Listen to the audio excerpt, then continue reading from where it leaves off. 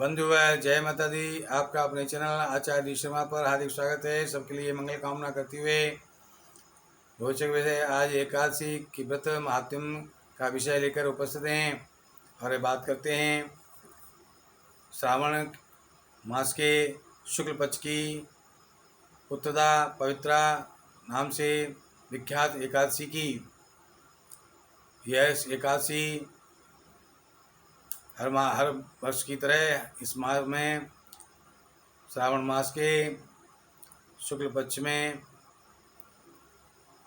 27 अगस्त सन 2023 रविवार को हमें उपलब्ध हो रही है और ये प्रातः से शाम तक रात्रि के 9 बजकर कुछ मिनट तक रहेगी।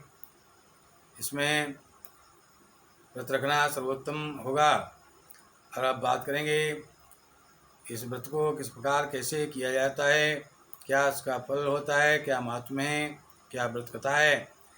तो बात करते हैं कि इस एकादशी के व्रत में जितना पुण्य प्राप्त होता है करने से वो बड़े बड़े यज्ञों के बराबर, हजारों वर्ष की तपस्या के बराबर होता है। यानी व्रतों में सबसे उत्तम व्रत एकादशी का व्रत होता है, जिससे अंतःकरण शुद्ध होता है, मन और वाणी और बुद्धि अपना सही संतुलन बनाकर जीवन के हर क्षेत्र में सफलता प्राप्त करते हैं।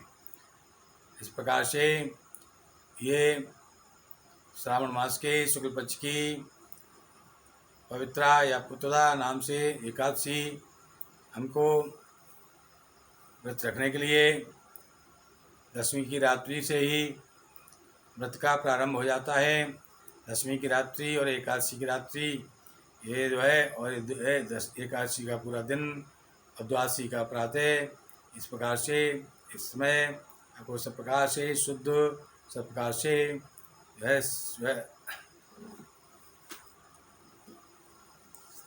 सब प्रकार से शुद्ध रहना। इस प्रकार से दशमी की रात्रि से अपने मन, वाणी और शरीर को शुद्धता बनाए रखे हुए कम से कम अन्न भोजन ग्रहण करके रात्रि में भगवान का स्मरण करते हुए शयन करेंगे और प्रातः एकादशी के दिन जो है ब्रह्म मुहूर्त में जाकर अपनी नित्य क्रियाओं से निवृत्त होकर के स्नान ध्यान से भजन पूजन करते हुए नित्य के दैनिक पूजा पाठ करते हुए भगवान से जो है भगवान के श्री चरणों में जो है अनेक प्रकार के फूल, पत्र, पुष्प, फूल आप अर्पित करेंगे और उनको षोडशोपचार या पंचोपचार उनका पूजन करेंगे। माँ लक्ष्मी जी के साथ में विष्णु भगवान की पूजा करेंगे या राधा कृष्ण की करेंगे या सीताराम जी की करेंगे। इस प्रकार से युगल रूप में जो भगवान आपको जो है प्रिय हों, जो आपको इष्ट हों, आपको उनका आप पूजन करेंगे। इस प्रकार से पूजन करके उनके सामने जो है कुछ चावल हाथ में फूल और दक्षिणा रख करके अब जो है आप एक संकल्प करेंगे, भगवान से एक वायदा करेंगे। इसको हम जो है आपके एकादशी के महान व्रत को धारण करने का संकल्प कर रहे हैं और इसको पूर्ण होने के लिए आप अपनी कृपा बनाए रखें और इसकी पूर्णता का फल हमें प्रदान करने की कृपा करें। तो इस प्रकार से हम आपके शरणागत हैं, ये हमारा जो है निवेदन स्वीकार करें। ऐसे करके आप उस फूल, चावल, दक्षिणा उनके श्री चरणों में रखेंगे भगवान के में और फिर भगवान की भजन कीर्तन करते हुए उनकी कथा श्रवण करेंगे। तो अब बताते हैं भगवान के इस एकादशी की पवित्रा एकादशी या पुत्रदा एकादशी की व्रत कथा इस प्रकार है कि धर्मराज बोले, हे भगवान, अब आप श्रावण शुक्ल पक्ष की एकादशी की कथा का वर्णन कीजिए। भगवान बोले कि इस एकादशी का नाम पुत्रदा या पवित्रा है। इस पवित्रा एकादशी के जो है व्रत को जिनके यहाँ संतान हो, पुत्र न हो, वो इस व्रत को करने से पुत्र प्राप्त करके सदगति को प्राप्त करते हैं। प्राचीन काल में एक नगर में महाजीत नाम का एक राजा रहता था। वह निसंतान था। राज्य में सभी सुख होते हुए भी राजा उदास रहता था। एक दिन राजा ने सारी प्रजा को इकट्ठा कर अपने मन की बात कही।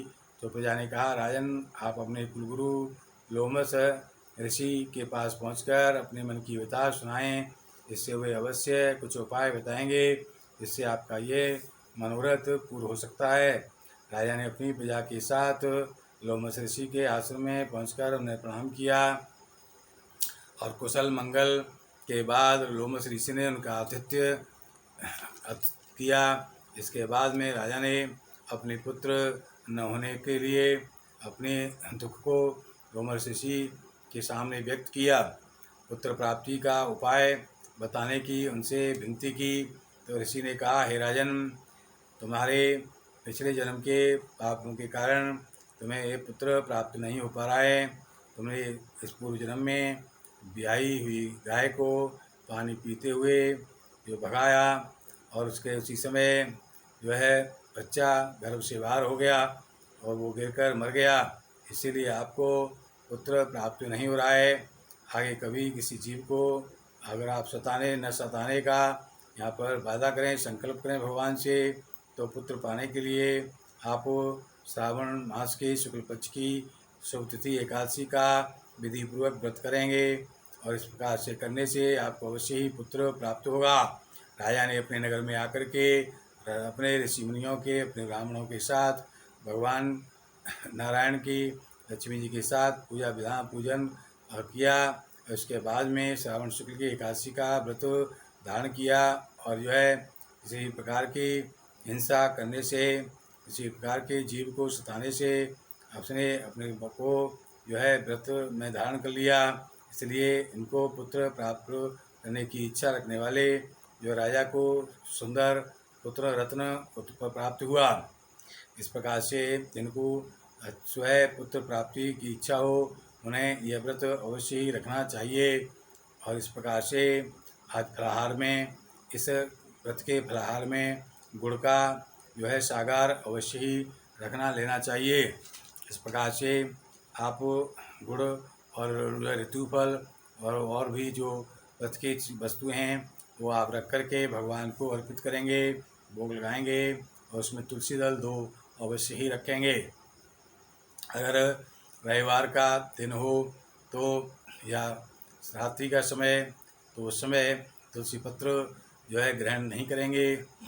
ऐसे ही भगवान से भोग स्वीकार करने की प्रार्थना करके और जो है बाद में उसको उठाकर क्षमा प्रार्थना करके भगवान से भोग को लेकर के आप फलाहार के रूप में ग्रहण करेंगे। भजन कीर्तन करते हुए समय को व्यतीत करेंगे।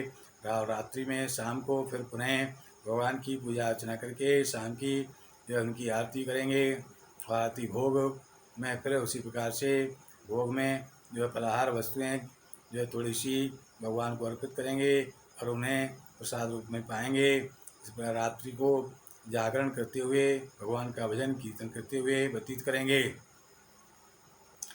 अगर आप पूरी रात जागरण नहीं रख सकते हैं, जागृत नहीं रह सकते हैं, तो अर्धरात्रि में आप 11 बजे से 11 के पश्चात जो है और प्रातः 4 बजे से पहले के समय में विश्राम कर सकते हैं, करेंगे। और इस प्रकार से भगवान का ध्यान करते हुए विश्राम करते करेंगे और पुनः ब्रह्म मुहूर्त में जो जाग करके भगवान अपने नित्य क्रियाओं से निवृत्त होकर भगवान की पूजा अर्चना करके नित्य दैनिक पूजा करते हुए भगवान से क्षमा प्रार्थना करेंगे और उनको एक पूरी भोजन का, पूरे थाल का जो है आप भोग लगाएंगे। इस प्रकार से इस भोग लगाकर उस भोजन को किसी सात्विक ब्राह्मण को या किसी मंदिर में या किसी गाय को जो है देसी गाय को खिलाएंगे। इस प्रकार करने से निश्चय ही सुखों की प्राप्ति होगी। ऐसा